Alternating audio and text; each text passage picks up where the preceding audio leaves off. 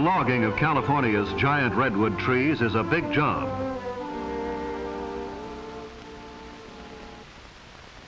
Even before the trees are felled, a railroad has to be built to take the trees to the mills to be cut into lumber. Surveyors lay out the lines that are followed by the railroad.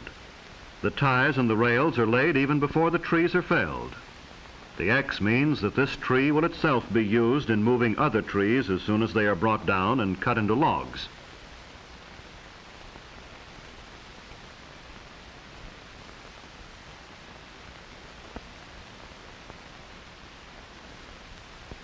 The topper will cut off the top and the tree will be rigged with cables and pulleys.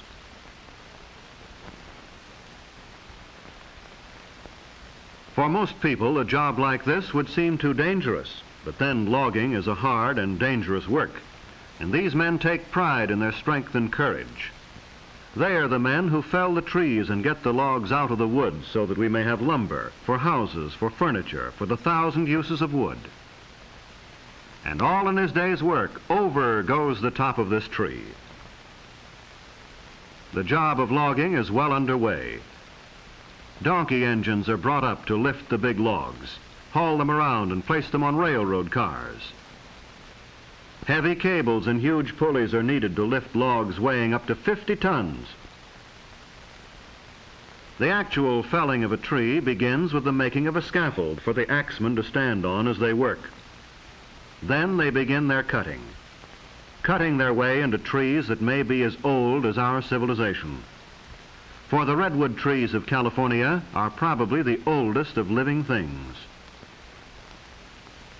The redwoods that grow along the coast live to be 2,000 years old. They are young at 350 years, they are mature at 1,000 years, and they reach old age at 1,500 years.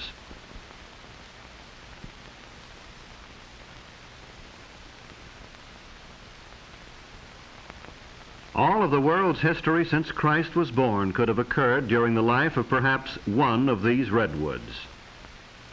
But just as the tree itself is able to live through centuries, to live even through forest fires, so when the axes, the wedges, and the saws bring it down, the lumber will last for many, many years. That is why it is very valuable as lumber.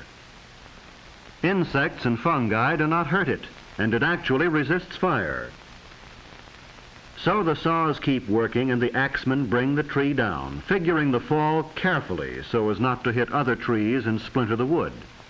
When the cutting is finished, the men get away fast from the base of the tree as it falls, for sometimes trees twist or fall in a way not expected. But usually they fall just as the axemen figured, and sometimes the axemen figure very closely, closer than one would imagine. So down they come, some of the world's oldest, biggest, and tallest trees, trees that grow over 350 feet high, trees that may be over 20 feet thick at the base, trees that are so big that more than 20 houses can be made from just one tree. But don't think these giants are being completely destroyed. Many of the oldest and the biggest of the redwoods are being saved. Parks with thousands of acres of redwoods are set aside for our enjoyment.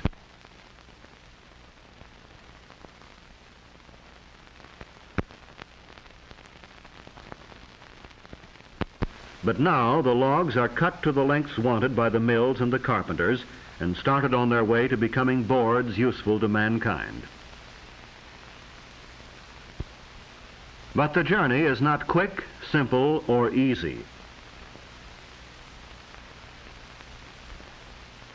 The logs must be snaked out by big tractors and loaded onto heavy trucks, or dragged by the tractors out to the edge of the clearing where they can be picked up and carried overhead toward the railroad. The logs look small as they swing easily through the air. Notice the big tongs like ice tongs that are used in lifting and moving the logs, and the booms that swing the logs onto the flat cars.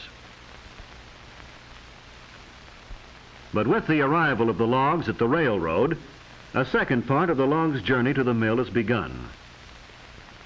Trees that were living and growing a few days before are now on their way to be sawn into lumber.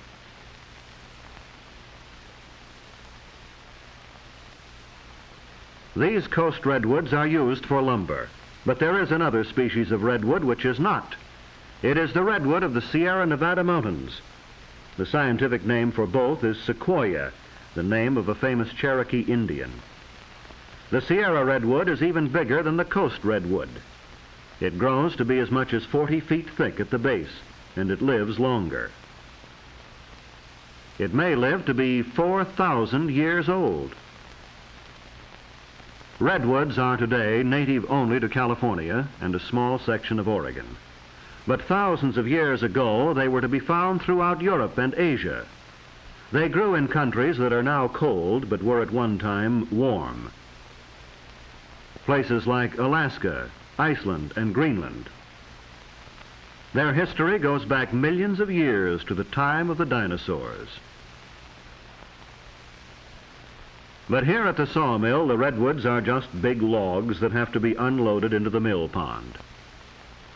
And the straight arm that is used in football is found here to be simple and efficient. Trainload after trainload comes to the mill to meet the huge demand for redwood in this country and abroad. The demand for a wood that will not rot, that termites will not eat, that fire cannot easily burn.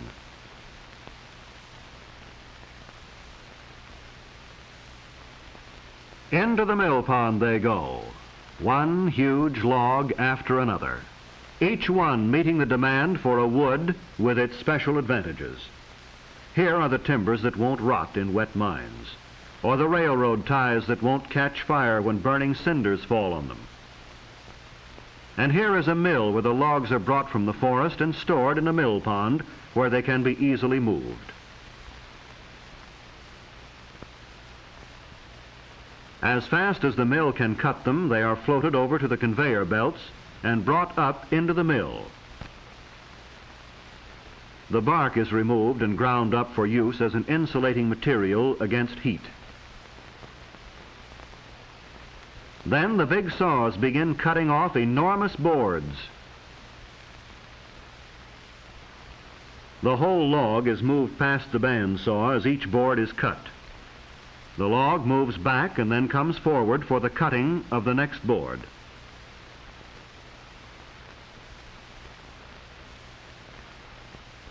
After this, the boards with bad parts in them are cut. The trimmer man in the angel's roost, as it is called, can raise and lower his saws to cut out the bad sections and save the rest. Then the boards are checked and graded for quality. From here on, with the drying and the seasoning, our redwood trees have become lumber. Instead of enormous trees miles away in the forest, we have timbers and boards being sorted and piled, stacked as high as a small tree by this hilky piler. And when the wood becomes seasoned, it will be shipped all over the world, taken from mills like this and transported to wherever redwood is needed. But when we look at stacks of redwood lumber, we may well be reminded of its ancient history, for this is lumber from a species of tree that has survived for millions of years. Trees that can withstand the insects and diseases that kill off other species. Trees that can withstand fire. Trees that tower over 350 feet. Trees that live to be 2,000 and 4,000 years old. The tallest, biggest, oldest trees in the world.